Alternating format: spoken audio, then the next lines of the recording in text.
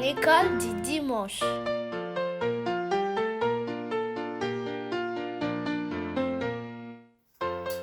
Bonjour tout le monde, comment ça va? J'espère que tout le monde va bien, j'espère que tous ceux que vous aimez vont bien. Moi je vais bien, ma famille va bien, on est vraiment bien. Je suis encore une fois très contente de partager des histoires de la Bible avec toi. J'aime beaucoup les histoires de la Bible, j'aime lire les histoires de la Bible et j'aime beaucoup aussi les partager. Mais avant de vous raconter cette histoire, on va prier. On doit prier. Alors, je t'invite à te lever, à prier dans tes propres mots et moi, je vais prier dans mes mots. On va prier ensemble. D'accord? Alors, on va dire, Seigneur, Dieu Tout-Puissant, merci pour tout ce que tu fais pour nous. Merci pour ton Fils Jésus-Christ que tu nous as donné pour qu'il meure pour nous, pour nos péchés. Merci pour le Saint-Esprit qui nous révèle ta parole. Merci parce que tu nous donnes la vie. Merci parce que maintenant on est vivant, on respire. Merci pour tous les dons, pour tous les cadeaux que tu nous fais à chaque jour. Amen. Alors, aujourd'hui, on va continuer l'histoire de la famille d'Abraham. Je vais vous rappeler un petit peu. Abraham a eu comme femme Sarah. Et tous les deux, ils ont eu un fils qu'ils ont appelé Isaac. Isaac a quant à lui eu deux jumeaux, Ésaü et Jacob. Rappelle-toi, Jacob, c'est celui qui a volé la bénédiction de son frère. Aujourd'hui, on va parler des fils de Jacob. Ils sont au nombre de 12. Et on va parler particulièrement de Joseph, le 11e de ses fils. L'histoire d'aujourd'hui, c'est l'histoire de Joseph et ses 11 frères. Ces 11 frères ont toujours des mauvais propos. Ils parlent mal.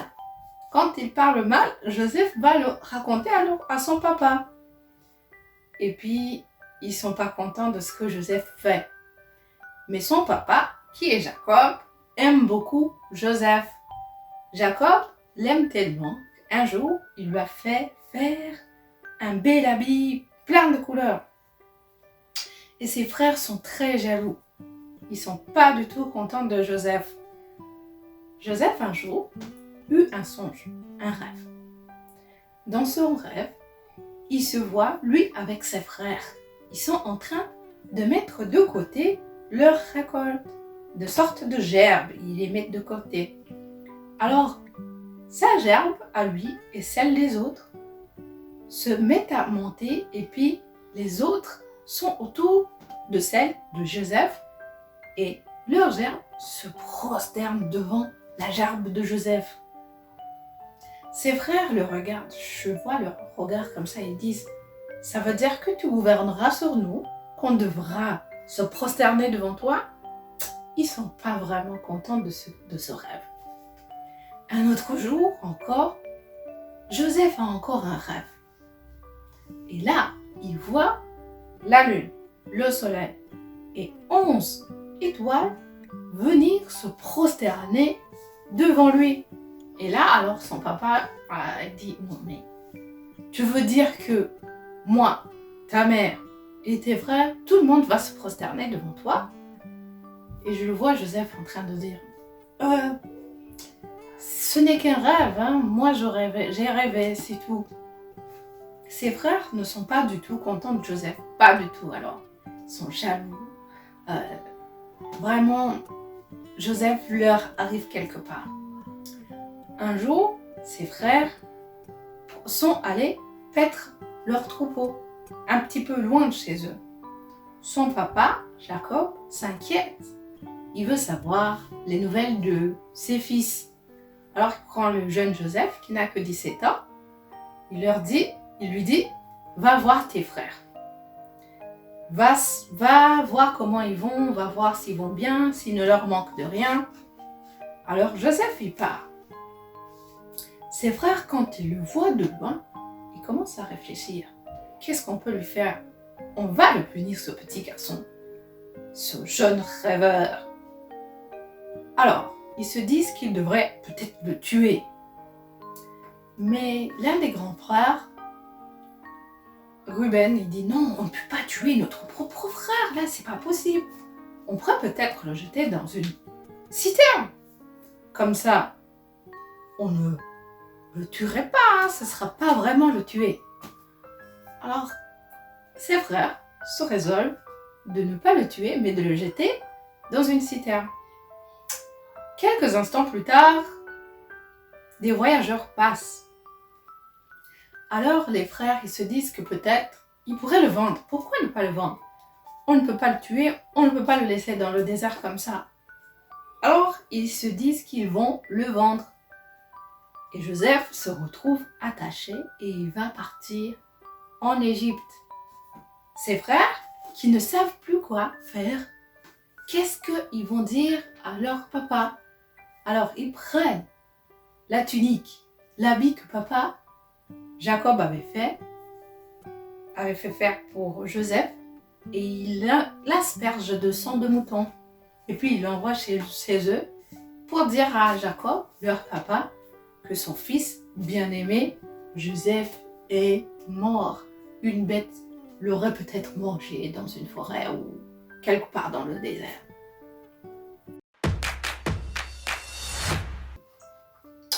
Est-ce que les grands frères de Joseph ont été gentils? Non, ils ont été horribles. Qu'est-ce qu'ils ont voulu faire? 1. Ils ont voulu le tuer. 2. Ils l'ont jeté dans un gros trou. 3. Ils l'ont vendu comme esclave. Imagine-toi. Ils ont été vraiment, vraiment méchants. Est-ce que Joseph a pu les pardonner? On verra plus tard que Joseph va les pardonner. Cette histoire me rappelle l'histoire de Jésus. Un jour, un apôtre est venu lui dire: combien de fois moi je vais pardonner mon frère? 1 fois, 2 fois, ou je pourrais aller jusqu'à 7 fois. Et Jésus le regarde et lui dit: tu vas le pardonner 7 fois, 77 fois. C'est beaucoup. C'est plusieurs centaines de fois. C'est-à-dire, tu les pardonneras toujours. Et puis, ça me ramène à l'histoire de Jésus aussi sur la croix. Quand il est en train de mourir, il voit ses bourreaux, c'est-à-dire ces gens qui sont en train de le taper, de le percer, de lui faire vraiment très très mal. Il prie pour eux, lui-même, il prie pour eux. Il dit: Seigneur, pardonne-leur, ils ne savent pas ce qu'ils font. Dieu nous appelle à pardonner, comme lui-même il nous pardonne à chaque jour. Imagine-toi combien de fois nous péchons par jour. Plusieurs fois, et il nous pardonne. Il veut que nous également apprenions à pardonner, même pour les grosses erreurs. Très grosses erreurs comme ce qu'on a fait à Jésus, comme ce qu'on a fait à Joseph. Dieu nous appelle à pardonner.